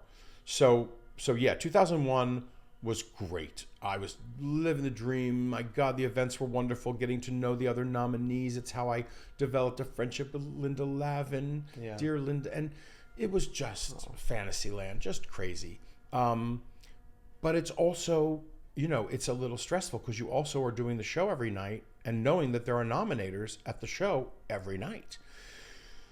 So it's an exhausting, and it's only gotten worse, as I said, because the window has increased to 6 weeks. And during Something Rotten, I remember during Something Rotten, I could not wait for it to be over. I could not wait to get to Tony night, just for better or for worse.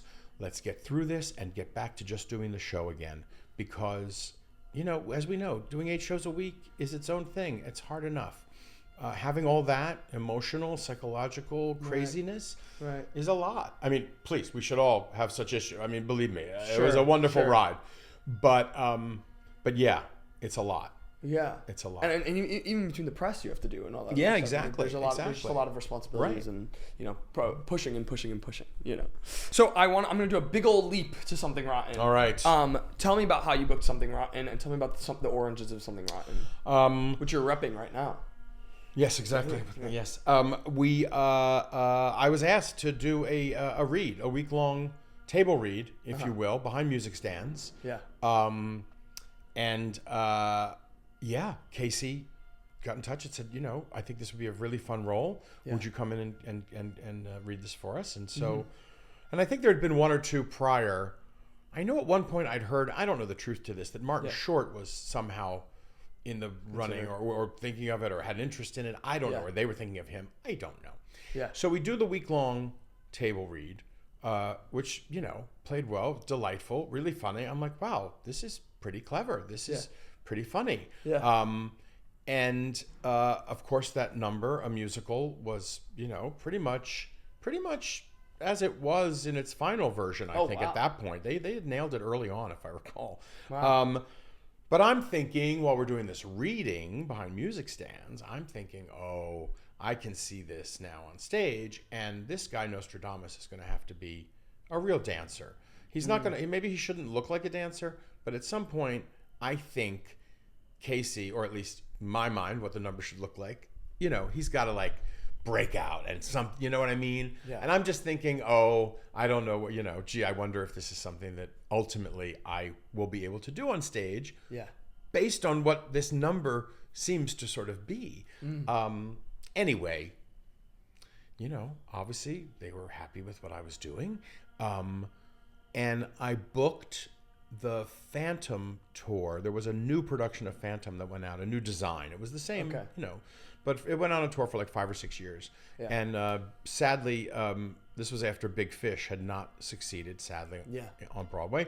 So I was looking for work, and this opportunity came up to play one of the managers in Phantom. Yeah. So I graciously and gratefully took that gig. Great gig. So much fun to do Phantom. Something I never thought I had any desire to do, but wow. Right. Beautiful score. Always thought so. And, again, these shows that people just love. Right. The people really, it was, wonderful. I had a great time.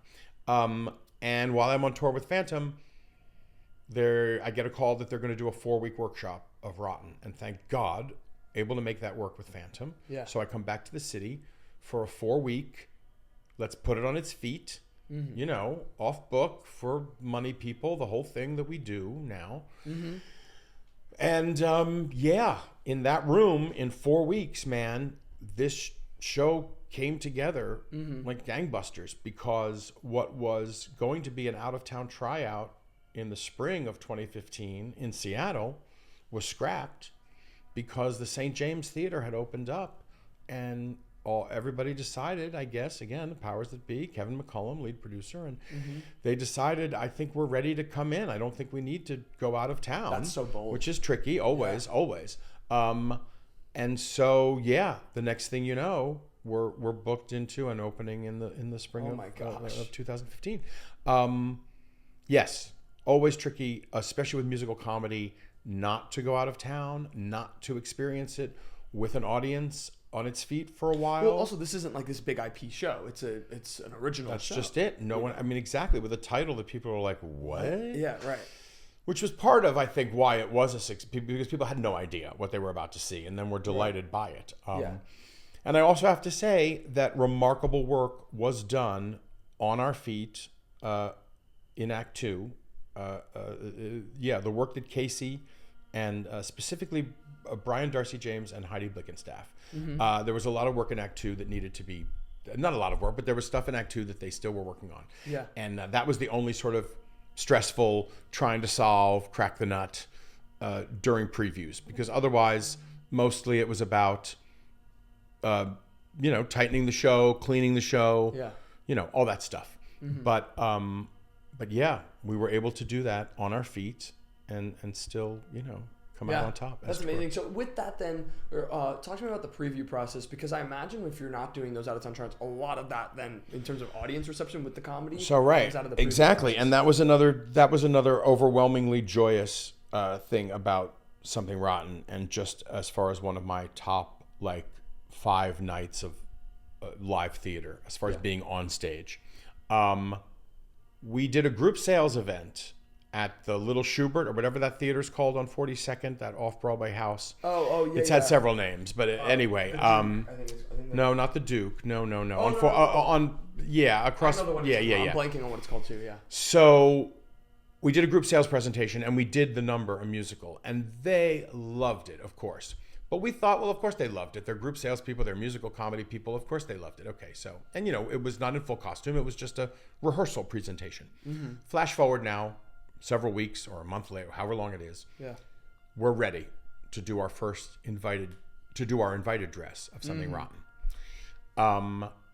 We get to the number. We do the number, a musical. Yeah. They jump to their feet and are screaming and cheering, and it went on for what felt like an eternity. we were all just gobsmacked. I mean, it was playing well up to that point. You know, that number's only 40 minutes into the show. It was remarkable. And it was one of those numbers where Brian and I were responsible for starting the scene after the applause died down. Oftentimes the conductor will come in because there'll be a playoff or whatever, we're moving on. In this case, there was dialogue. Right. So it was on us. Mm-hmm. So Brian and I are looking at each other because they are just going crazy. Yeah. We start looking at the ensemble. Everyone's holding their final poses. It was wild. It was unbelievable. Yeah, I'm sure. So great. The show plays well that night. And I'm like, well, great. That was the invited dress. Of course, they loved it. It's our friends and family. Yeah. We do our first preview the next night. The same thing happens. It was crazy. None of us had ever experienced this in our lives. You know, I was part of the producers, and that never happened. Really? Where they stood up in the middle of the show like that to give a standing ovation to a number. Yeah. I had never, if ever, rarely seen that happen. Yeah. And the first preview, it happens, and I'm like, well, it's the first preview. They were discounted tickets, and it's still friends and family. And every night, I tried to make an excuse for it because I was like, how is this really? That's incredible. Is what we're doing? That, I mean, we were all loving it. We thought it was fun. Yeah. I was always afraid the show was too meta or nudge, nudge, wink, wink, or look at us making fun of musicals. But there's a spirit to that show that isn't that. Yeah. And that is so and so again, smart and well written. Yeah. So and so for months it seemed, seriously, that number just, you know, and the rest of the show. I mean, the whole show, you know.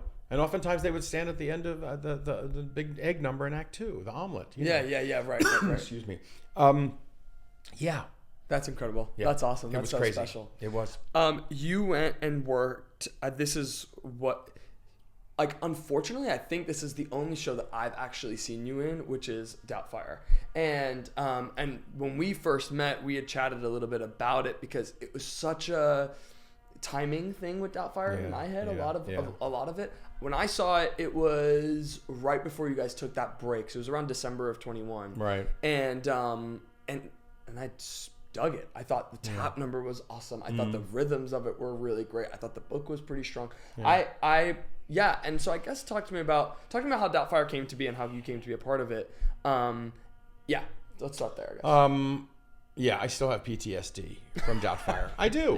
It was a tough, it was a really heartbreaking experience in many ways. Yeah. And also, again, very satisfying and thrilling in others. But yes, it was a challenge because of just the timing of it all. Many things. But anyway, I came to it literally by auditioning. They had done a workshop already. Mario Cantone had played the role and for whatever reason wasn't continuing.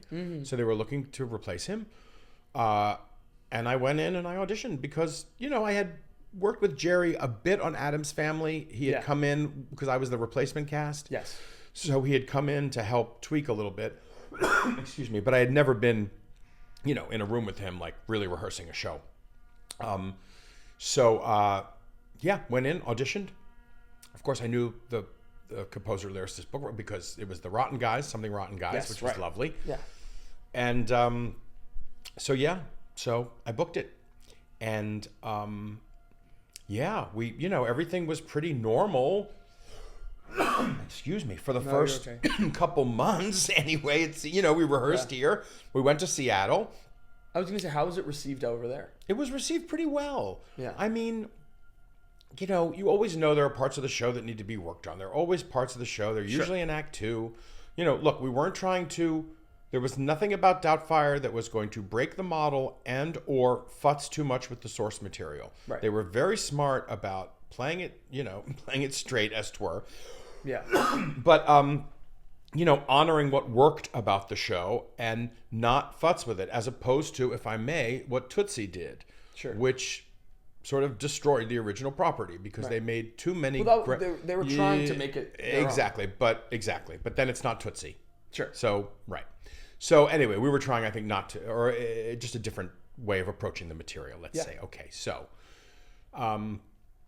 we also, and you know, and then, so sure, COVID hits, so we do 3 previews, and then stop for a year and a half. Come back. The authors had still been working during COVID, which was great because there were still fixes that needed to be made. We went back into rehearsal. Over the COVID window, as we know, over the pandemic, we were all forced to deal with a lot of issues in our lives and social issues and issues that are bigger than us. Right. So when we came back, this idea of a man in a dress, yes, is a very touchy subject. Despite, again, story, intent, sometimes people don't want to hear that. It's just a black and white issue. I don't personally think that it is. Can we not do Twelfth Night? Can we not do, are those the Shakespeare plays where they dress up as men or women, or women are men and men are women? Yes, and, you're right. Yeah. Okay, so this has been happening for centuries, and it has nothing to do with sexual preference and or identity. It is comedy farce. It is one of the tenets of, and again, I respect everyone's opinion on this. I'm not gonna, it's not black and white. That's just it to me, anyway. So anyway, I think some people couldn't see Doubtfire for what it was because that was too much of an issue for them. Okay, I respect that. That was not the story we were telling. Right. The story we were telling is a guy who wants to be with his kids and is a really talented actor and can dress up like a Scottish nanny and disguise himself and be with his kids and ideally, that's the story. But so we were dealing with that, and then look, we got very mixed reviews in general. The show was, Metza received as far as that goes. Sure. And so not that we could not have made a go of it, but then we open in December and then Omicron hits. Right. And in order to save the show, or try to save the show, Kevin McCullum does something that no producer has ever done, I think, really, which is close the show for a couple months and reopen in the spring. That was amazing. Yeah. That was amazing, because I remember saying January and February was going to be dark, and then March you guys were going to come back. So, it was either closed for good in January, or, everyone's saying, okay, mostly agreeing. I mean, no one had to come back when we restarted in April. Yeah. Most people did. Everyone did. I mean, he made it clear everyone has their job. No one's losing their job. We're going to start back again in a couple months, exactly where we've left off. But by then, the air was out of the sail. We came back in April, but so did all of the other new shows opening that season then. Yeah. So, we had already opened officially, so we weren't being re-reviewed. We weren't being talked about with all the other new shows, right? And then we were totally snubbed by the Tony committee. We were seemingly intentionally, every other new musical that season got nominated. Yeah. They went out of their way to nominate 6 instead of 5. Yeah. They went out of their way. And what was the 7th original musical that season? Mrs. Doubtfire. Wow. But for some reason, I realized that's right. That season was 6 musicals. Yeah, they went out of their way to open up the category, and and then we got 1 nomination for Rob McClure. I mean, God bless Rob McClure, deservedly, he was the great. leader. I mean, extraordinary. And and again, how blessed was this country? We talked earlier about stars taking their shows out on tour, which never happens anymore. Right. Well, Rob McClure just did a year with Doubtfire on the road, and I promise you that everyone who saw him give that performance. Was very lucky. And it's strange because it really is in itself like a product of timing. Because I would like to believe that if Doubtfire was if Doubtfire opened in a more traditional season where we are right now, it might have had a different life. Yes. Yep. Or even just open in the spring. I mean, exactly. You never know. Exactly. Please, you look at seasons, where you're like, oh my God, that won Best Musical. I'm not going to name any specifics. Sure. But that won Best Musical because guess what? That was it. Or look what else was there that season. It's always a product of its a circumstance. Correct. Exactly. Yeah. So yes, for sure, timing is everything in that way.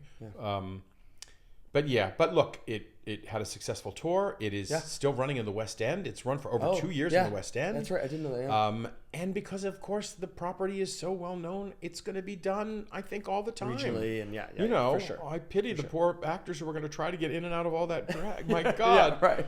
Oy. Yeah. It was so sweet. Mary-Kate Morrissey, who just left as Elphaba after doing it for a year, MK early on said, will you come down to my dressing room at half hour and tell me stories of your career? Aww. Which I just thought was so sweet. Because a lot of kids, she's hardly a kid, but nonetheless, you know, I thought that was so sweet that she like was interested and had respect for like, you know. Yeah. And so, yeah, I would go and we joked, we called it, because I've always joked that my autobiography is going to be called Tuesday Too Soon, A Life in the Theater. Because it's always Tuesday Too Soon. Tuesday Too Soon. Right?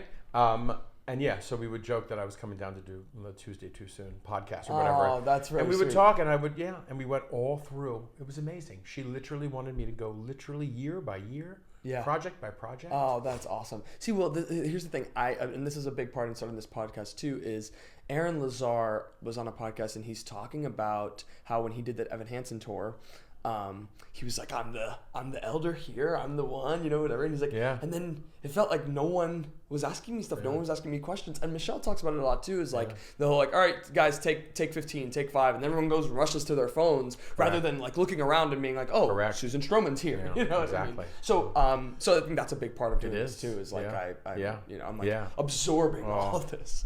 Are you good? Okay, cool. So I want to talk about Wicked. You took over for our dearest Michelle and John. Yes, and you're in it right now during what feels like the peak of Wicked. It's like Wicked all the time. 21 and a half years later, we are selling out nightly. You were the highest grossing musical on Broadway. It's remarkable. Exactly. If only Denzel and Jake were in our show. Yeah, right. Yes, it is absolutely remarkable. I have never been a part of anything like this. Yeah. It's thrilling. It's a responsibility that I've never felt before. Yeah. I always look, we're always responsible, right? You're going on stage, you have that responsibility. What I mean is these audiences, these kids, these people are coming to that theater. They are so jazzed. They are so excited to see this. It's wonderful. It really is. It's so special. And it feels like this, like it has a life of its own. It has a lore. I mean, they're at this point now with the movie, they're hiring people to play Elphaba and Glinda to do meet and greets in Universal Studios. I mean, it's like, it's amazing what it is now. It's kind of become this culture. And I'll tell you, I had seen it originally. I had seen it. I went to see when my friend Julia Murney went in years ago as Elphaba, but that was a long time ago. So I hadn't seen it in a while, and I booked the show.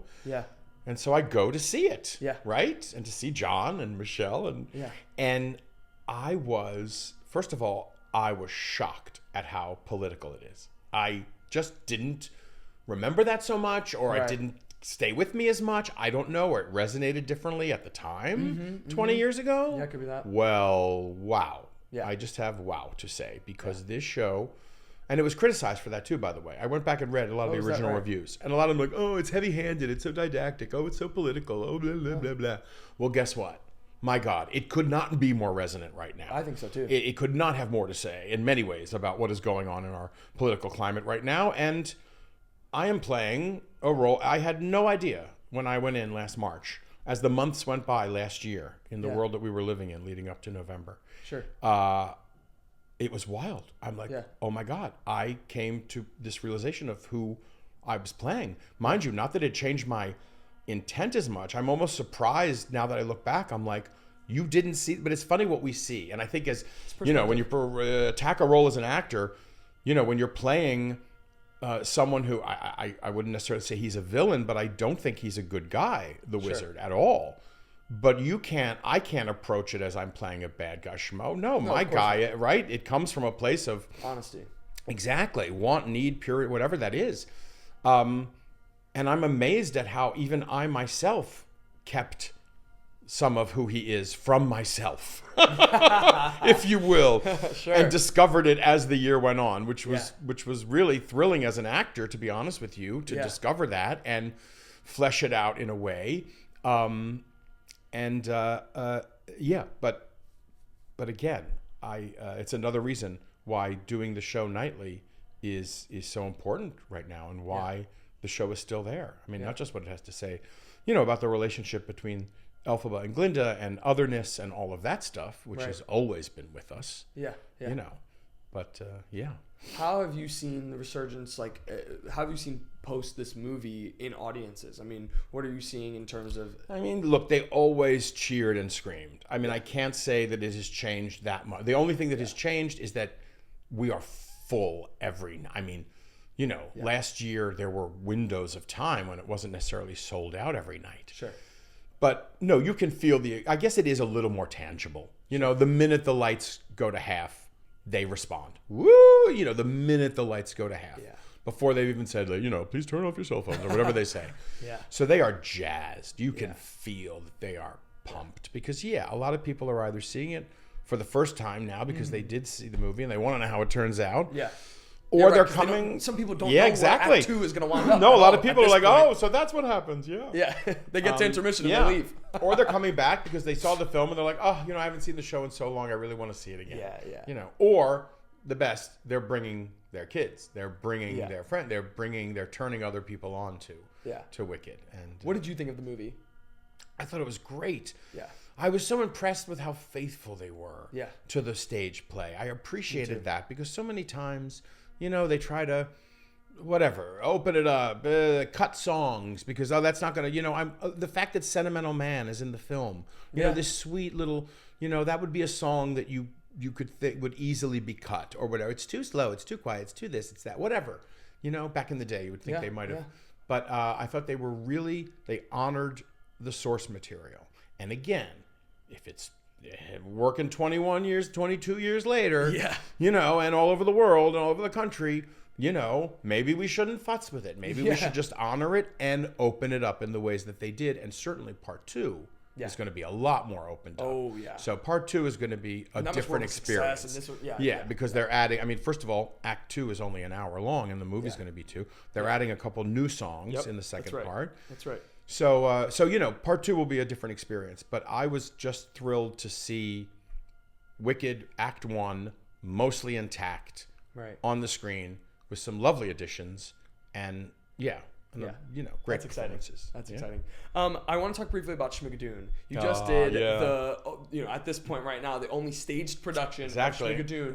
What was your relationship with the show, with the TV show? I had been lucky enough to sit around a table years ago prior to its being filmed and do a table read. Oh, no way. At NBC. Oh, wow. Yeah.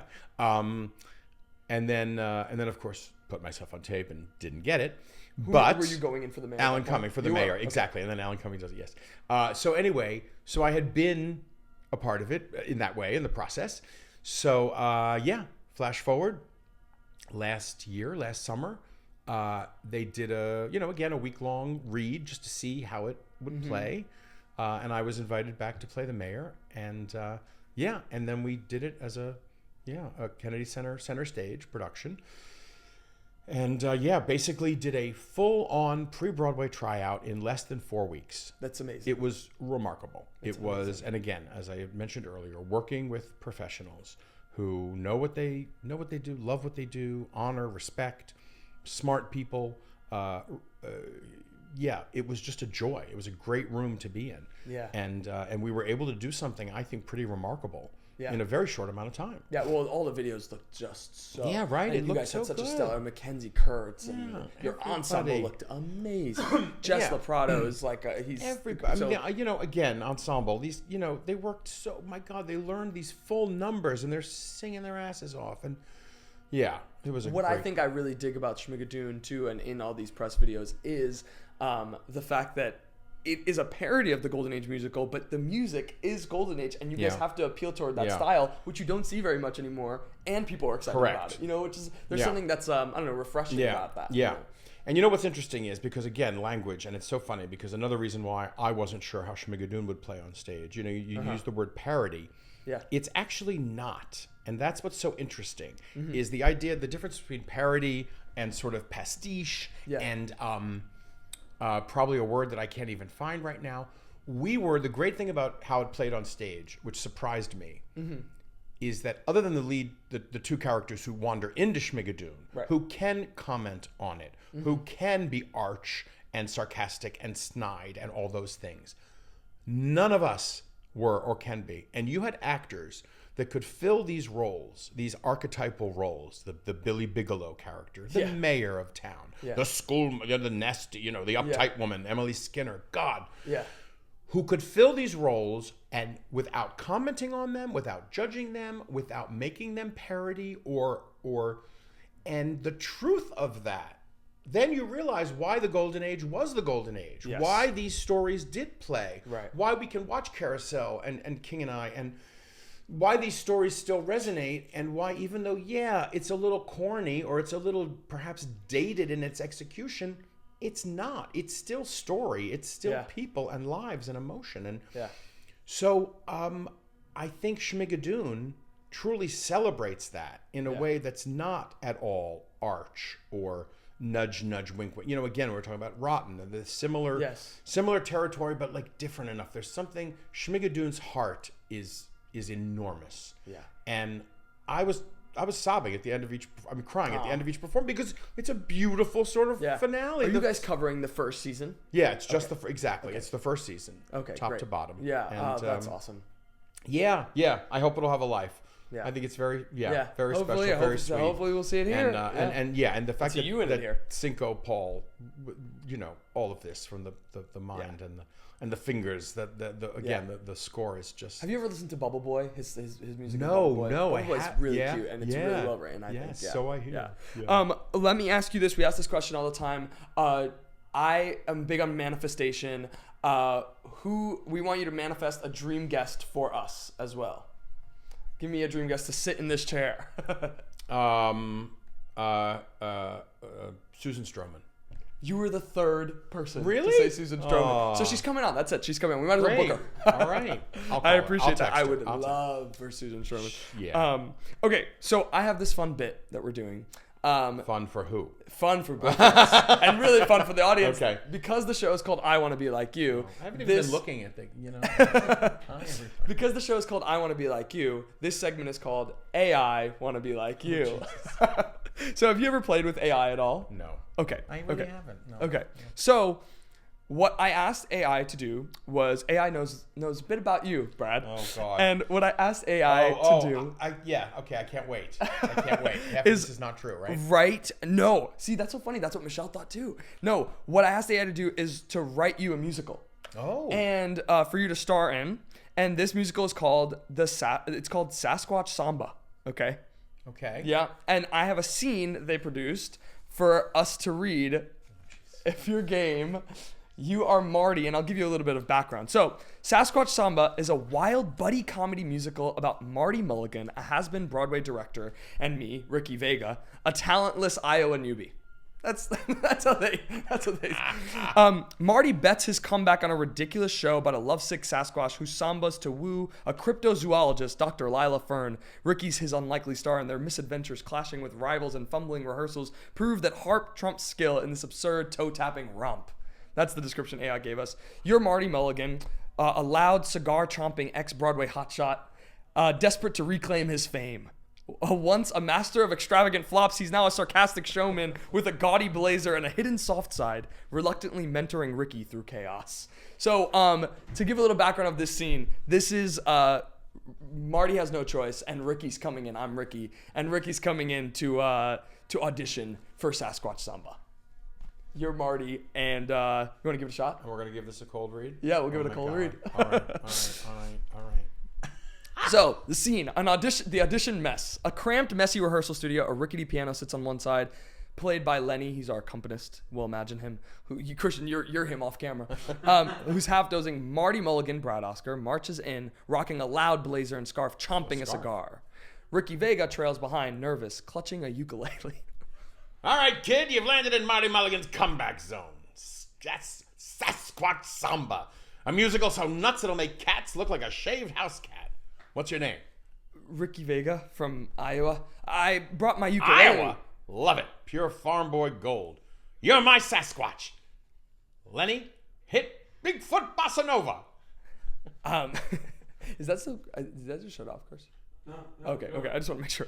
Yeah, everyone's a critic. Yeah. Wait, I don't know that song. I was going to sing Over the Rainbow. Over the Rainbow? Kid, this isn't a fairy tale. You're a lonely, hairy beast who sambas. Sing it, now! I'm a Bigfoot stomping through the trees, hairy all over, got a breeze in my knees. Samba, samba, love me, please. Stop, Lenny, stop! Kid, that was a train wreck. You look like a drunk squirrel at a disco. I'm sorry, Iowa doesn't have Sasquatches, just cows and corn. Cows? I need a beast. I used to direct Flamingo Follies, feathers, alligators, standing ovations. Now I'm stuck with a ukulele But boy. I can learn. My mom says I've got star power. I just need a chance. Your mom's dreaming bigger than I am. All right, kid. You're terrible, but you've got spunk. One more shot. Lenny, again. I'm a Bigfoot with some fancy feet, shaking my fur to a jungle beat. Samba, samba loves my treat. He spins, the boa flies off, and he smacks into Marty, who tumbles into Lenny. The piano clangs, Marty scrambles up, brushing off his blazer while Ricky freezes, horrified. You're a walking disaster, kid. But I've seen worse, and I'm out of options. You're in. Rehearsals start tomorrow. Bring a bigger boa and some ice for my ego. You mean it? Oh, Mr. Mulligan, I won't let you down. We're going to be a team. Yeah, a team of lunatics. Let's make this Sasquatch dance, kid. And scene. Wow. Wow. Thanks for playing. Well, you bet. Okay, so our last question, we ask the same last question every time. And it is, at first we started with asking who your I want to be like you was when you were a kid. Who is your I want to be like you now? And it doesn't have to be a celebrity. It could be someone in your life. It could be anyone. Oh, boy. Oh, wow. That's a tough question, right? Yeah. Wow. This might be too... my husband. Yeah. In the way that, we balance each other, and in the ways that, yes, I've learned things from him about, how I would like to be, how I'm a better person in some, or whatever that might be. And so, yeah. Oh. Yeah. I'm always blessed that I have that. What's your husband's name? Diego. Diego. Yeah. Oh, that's very sweet. Yeah. That's very sweet. Thank you so much for doing this. Of course. It means a lot. Thank you. Thank you for watching. Yay. We'll see you next time. Woo! Bye. I Want to Be Like You with Elbi Cespedes is produced by Elbi and Christian Cespedes. Special thanks to Angelina Cespedes, Vincenzo Salvatore Cakes, and of course, Brad Oscar.